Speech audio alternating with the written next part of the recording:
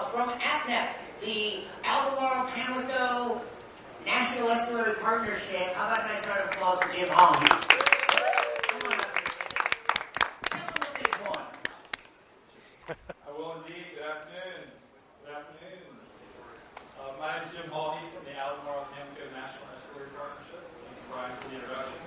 I'm very happy to introduce Dr. Tom Allen from East Carolina University for our Sound Series talk this afternoon. He's going to help us get lost and found in the North Carolina Coastal Atlas, which is a project that we've been very pleased to support. Dr. Allen is a professor at East Carolina University in geography. He got his bachelor's degree at Old Dominion and his PhD at the University of North Carolina in Go Eagles. And Tom is also the chair of our policy board, so we're very pleased to work with him in that capacity as well. So please give a round of applause to Dr. Tom Allen. Thanks, Jim. Thanks, Brian. Thanks for everybody for coming this afternoon. I'm a map geek, and I'm a coastal person. So when you put the two together and you crank on a lot of data and research for 8, 10, 12 years or so, what you end up with is a bunch of data sitting on a computer. So to reveal that to the world with the new technology that's available in Geographic Information Systems, it's GIS, I thought let's build a coastal atlas for North Carolina. And it's a digital one. It's accessible. I guess the theme for today is getting lost and found. You'll probably know where you are when you start. If you go to the atlas, hopefully you'll just get lost. That's kind of the idea. It's dynamic.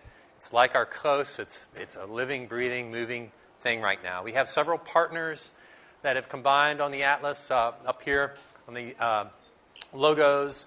But I want to acknowledge North Carolina Sea Grant, of course, APNEP, Division of Coastal Management here in North Carolina. Also NOAA, the National Oceanographic and Atmospheric Administration, and Cooperative Institute for Climate and Satellites, which helped give us a kickstart. They're based out in Nashville. There are a number of other agencies kind of come and go that have helped us as partners. And so we're kind of filling a niche that doesn't really exist in North Carolina, with coastal-specific maps and information, access to bibliography and reports and sort of science research, but also tools that you can use for education and really environmental management of different kinds. There's a group doing this across the world called the International Coastal Atlas Network, or ICANN. So they've defined what this is. We've come up with our own working definition, and so we have really an emphasis on a tool that you can work with and use as a discovery. So you can, if you're interested in seagrass and sharks, you can search for those on the Coastal Atlas. You can find maps related to them, related to the habitats. You can find reports and studies that have been written, and you can use it as kind of a library or bibliographic reference. In the future, we have a lot of bold plans to kind of improve on this. The Atlas has also got a lot of tools here, a lot of things you can interact with and produce your own maps. You can save your maps and export them. If you work with GIS and you're a kind of power user in that way, you can use the Atlas to pull data into your own map on your own desktop, or in the future, your smartphone or tablet. So basically, jump on there, get on the Coastal Atlas, play with it, correspond with us, and I'll give you some information to how to connect with us at the end. We realize, that not everyone using the Coastal Atlas and accessing it is going to be the same. So that's been a real challenge, and kind of part of the research that we're doing is kind of to figure out who needs to see what. We're tracking things. We're doing like cyber infrastructure analysis called analytics on what are the most popular layers. What are people looking at in combination with others? Where are they looking? So a lot of that is going into the design and improvements. This is a complicated diagram showing all of the moving parts in the atlas. Not in gory detail, but we basically have a massive amount of data that is produced by many different agencies, and we're trying to share that. I'm trying to break the boundary of the ivory tower with this and get the science data that's being collected and mapped, get that out there so the public can use it, so coastal management, environmental folks can use it.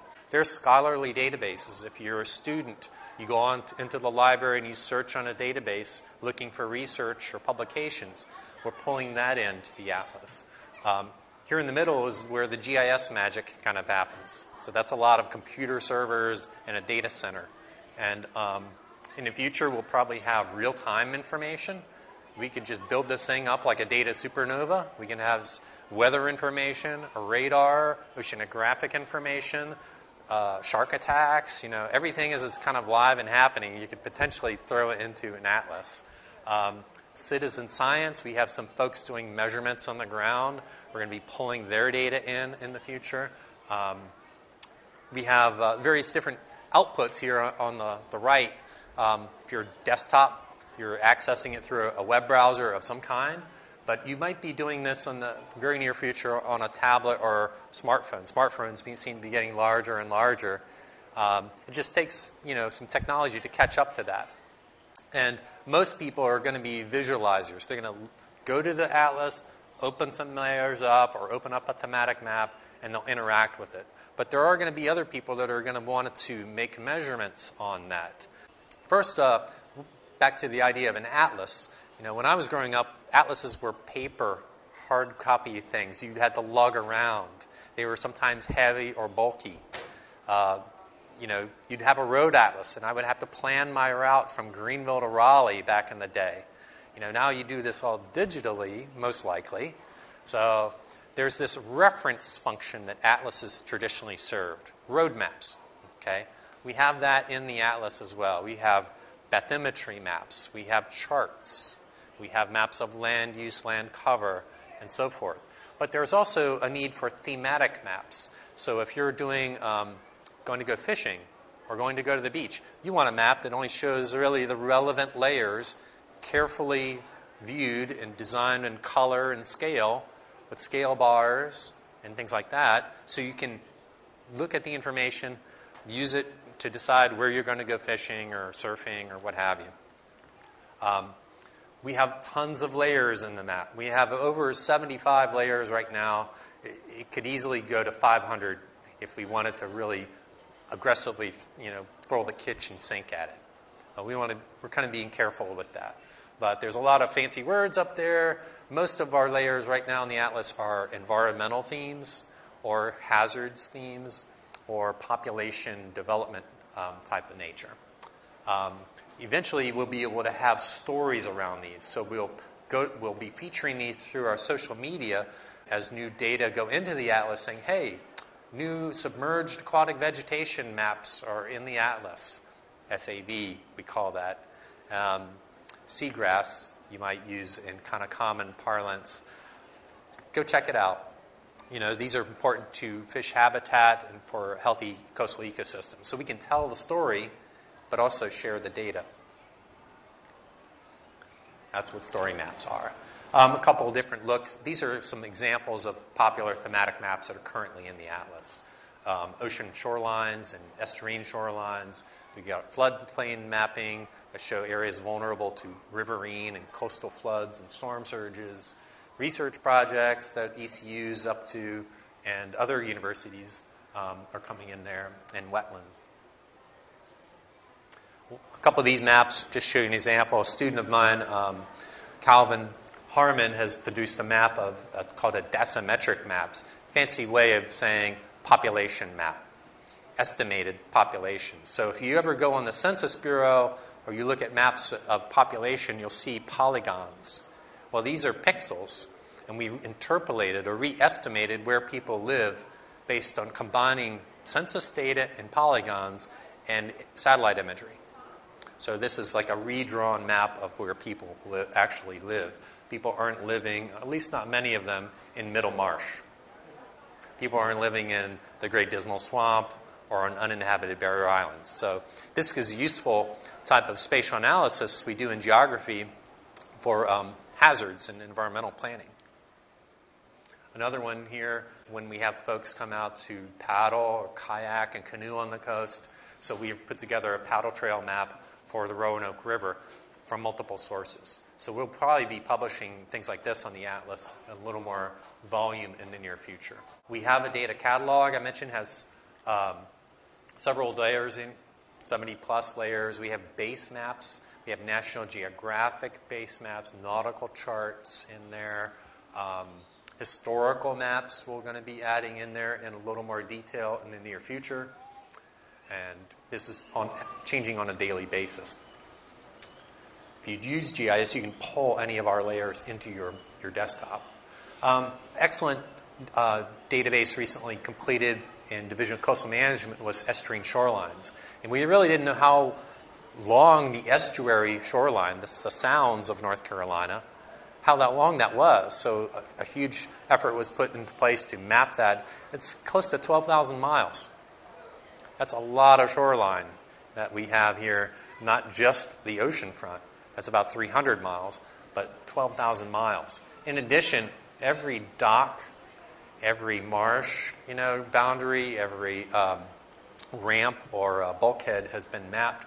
So we have an excellent data set for managing the coast of North Carolina. Here's just a few screenshots of that in some detail, down to the meter in spatial accuracy. You can also note here some dynamics. So these are a set of groins next to some docks. It's a hardened shoreline. I believe this is over on Roanoke Island near Manio on the Outer Banks. And you might see evidence of some changes. As we get new imagery, we could update the maps, that database that we've overlaid on top of this. And we can see things like erosion of the shoreline or accretion. There are a few areas that are actually accreting. We could see damage.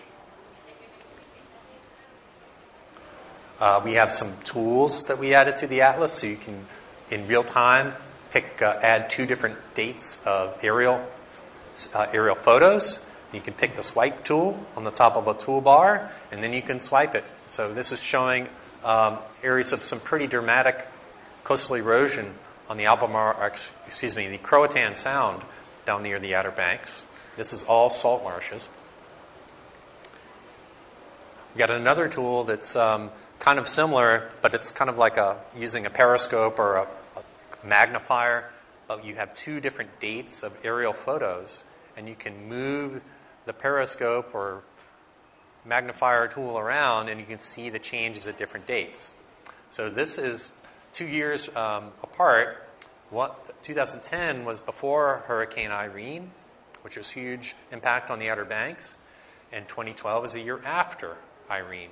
And you can note an area here that the Fish and Wildlife Service had a ranger station structure and the Highway 12, and you can see the dramatic change of the cutting of that inlet from the sound side. It blasted across the island to the ocean, and you can see it took out part of the ranger station. There is now a temporary bridge at that location.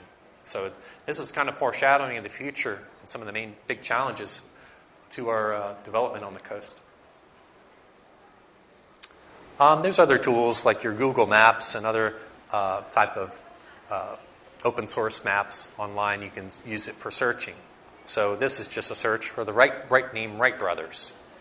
If you would search on the atlas for Goose Creek, you'll probably come up with 20 different places that use the name Goose Creek. And they're in almost every sound. We have a lot of waterfowling in our history. And those names get ascribed to place names all across the coast. But you could use this to find which Goose Creek are you looking for. And some of the other geometric kind of tools. This is a demo of our distance measurement tool. So we go back to that area where we have shoreline erosion occurring. So we have the digitized shoreline in red. Then we have air photo that's taken a year after. This is after Hurricane Irene as well. And then you could measure the amount of the distance of shoreline erosion. So we have a really dramatically changing coast. This is about 20 meters of shoreline erosion after one storm. So 20 meters is larger than the extent of the room that some of us are sitting in here. You can export your maps and share them. At the moment, you can compose a map, order up the layers that you want to see, and then click a button and save that map out as a graphic file, a JPEG, a GIF, or a PDF. Simple little dialog box for doing that. You can change it, play with it iteratively, and then we'll automatically create a legend for you based on the layers that you have in the map, give you a scale bar, give you a title bar that you can change. So, and if this is a nice, simple way of making and sharing a map in the future, you'll be able to do a lot more powerful things along this line and save it as a URL and email it to somebody. Post it onto Facebook or something like that. Twitter, Instagram, okay, get with the times. Tools. So we're working on some tools to kind of keep the Atlas self-supporting, and we're interested in doing more of this with partners that, it doesn't compete with what the private sector could do. But this is the public's data. This is the science, the result of mostly public funded research and management. So we're here to share that. This is a tool that would enable better coastal management. And so right now you have to apply for a permit if you want to build a dock or something. And it's a really involved process, as it should be, but it's cumbersome. So this is a tool that would allow the managers and regulators, as well as the community folks and residents and consulting kind of folks involved in that process, to see everything the same way. So you could easily go to the Atlas and see, well, there's a seagrass bed there. So you're going to have an issue, potentially, if you build a dock. Or there's a wetland there, or this is the erosion rate we're seeing. What's your plan? So this is a mock-up of what that process would look like. It's basically a decision support tool. Other unique thing about our atlas, there's dozens of these atlases around the world. There's 10 or so, at least, in the United States. I think we have one of the best, and we have the only one with a geotagged bibliography. And what that means is you can use the atlas to search for research and publications and other literature. So we're actively building this up. We have 1,000 or so publications and reports in there right now, a variety of types. We're using our ECU's Joiner library as a collaborator on that. Some of the other UNC libraries also are hooked into it. And it's a way of searching for information. You can search in seagrass on there, and you'll get a series of publications. So we're basically filling this in. You get a link to the literature as well. This is a unique aspect of this, is that you can also search on the map itself. So you can click a button, say, show me the bibliography. And the geotagging is where we place the research on a map. So every article or journal or document that we have has a bounding box to it and a centroid, a center point. So these are zoomed out. This is a little bit older version, but this shows the density of research articles currently in our database. And you'll see some of the numbers, the little numbers in there. That means there's 24 documents or research articles in that vicinity. So it's kind of really a cool meta-level view of where is North Carolina's coastal research and marine research taking place. Over here, if you click on one of those objects, you'll see the bounding box and then the citation to that actual report. I think that's one by geologist Stan Riggs, ECU eminent professor. He's got a book here for sale in the bookstore, gift shop. Another example of this is a new database. We haven't put this in the Atlas formally yet, officially yet, but this is with some colleagues at the University of North Carolina Institute of Marine Science, or the IMS. They have built an awesome, tremendous new salinity database. So this is salt water, and you can probably notice a little pattern here toward the ocean and the inlets. It's redder, hotter colors. We've just symbolized that for now, indicating high salinity. And as you get into the interior of the sounds and the estuaries, it gets fresher. So that's what estuaries are, a mixture of salt and fresh water. So this is a data set that goes back decades and is continually being built, is critically important to understanding the ecology and some of the other environmental and water quality aspects of the coast. I was looking at this data set, and in light of jellyfish and shark attacks and another number of things recently. So we expect to have an announcement pretty soon about putting that up. And for the scientists out there, this will also be downloadable interactive tools for you to extract that and use it. I just popped up the legend. That's salinity parts per thousand. Another view of this. This is a zoomed-in view of the Neuse River estuary. There's a oceanographer, Hans Perl, also at UNC, had instrumented the ferries. And so they had huge detail, long-term density of information on salinity and the Neuse River. It's an excellent case study. So all of those tiny little points there are actually objects that recorded salinity. You could see how it would change through time with hurricanes and droughts, tides, and so forth. So all of this information is sitting there ready for you to hit our servers and download and interact with it. You might also want to connect with us and follow us. So we have a pretty strong multimedia, social media and communications kind of effort underway. A little history to it. Since last year, we've had 4,000 plus people visit the Atlas, 14,000 map views, and 500 plus people visit per month. So I'm really pleased by that. I want to sustain that. That takes us getting information out and making it more of a dialogue. So we also have a Facebook page, and we do tweets. There's probably a tweet going out as I speak. Yeah, Jim's thumbs up. So hopefully this will spur some more in coming weeks. I believe this short video will also come up on YouTube.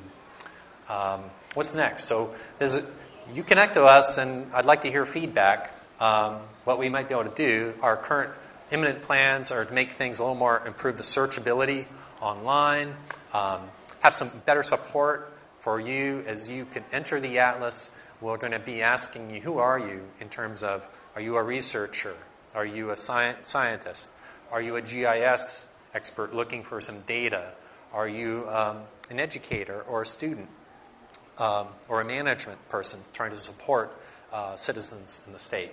So we'll be better tailoring the Atlas to the context of people visiting us. You'll be able to save maps on the Atlas. That will require us to create an account for you. You'll be able to share those maps. You'll be able to annotate, draw, and sketch on the Atlas. So it's becoming actually more of a GIS itself than an Atlas in that case. That's another novelty of it in the near future. If you used ArcGIS online, you'll be able to pull stuff straight into that. That may not mean a whole lot to many of you. This is what it's going to look like, something like along these lines in the near future. It's contextual, so you'll be able to see this. You might see this on other websites. It's a popular user experience phenomena happening where the Atlas place says, "Oh, you're a researcher. Here's all our tools. Go at it." So that's it. Happy to take some questions. Appreciate your attention and coming here this afternoon. Please visit. Thank you, Tom. Tom Allen, everybody. So you may have just answered the question I was thinking of asking, which is, who is the audience for this? Is it just scientists, or is this of any use to the general public? It looks like a lot of the features have scientists and researchers in mind. But is it exclusively that, or do you expect the general public to get any use of it? We're trying to figure that out. So when we built it, it was the idea of shotgun approach. So certainly it's open to everyone. And I think the idea is that with the prior slide, let's keep that. Let's keep it usable, improve its usability for the public, for students, for researchers, and the random GIS expert. So I guess the answer is all of the above, but to try to adjust it so it's just not too difficult for some people. So just at the side, you mentioned the who could use it. And I've been asked in several cases by local town officials who have this or that commercial public education around here. Okay, go to Ghost Files, go check it out, and we can pull it up right there and walk them through it. So we found it to be a very easy tool. Following up, my question, you mentioned shark tags, or sharks that have tags, just like everything else does. I wonder if we have is there a data layer for shark tags? I knew I might have misspoke when I suggested that. Let's say there is some speculation, but we do not have a shark attack layer. There is some research. There are some maps out there that are happening right now. Students and some researchers at ECU that have built shark habitat maps. And what they're doing is they're studying the actual monitoring going on by, I think it's mostly Division of Marine Fisheries. They do trawling, they catch sharks, okay, to see what are their ranges and distributions, and other fisheries. So that data hasn't really gone through a kind of vetting process to turn it into shark habitat maps.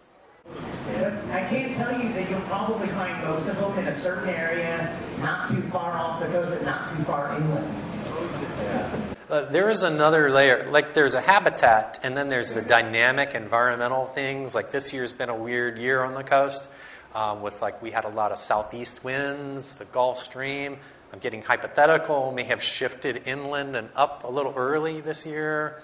Other ecological factors, there are some NOAA websites that show sea surface temperature maps. So I've personally been monitoring those. We just haven't put those on the atlas. But there's historic averages, like climatology of sea surface temperatures. Then there's this year.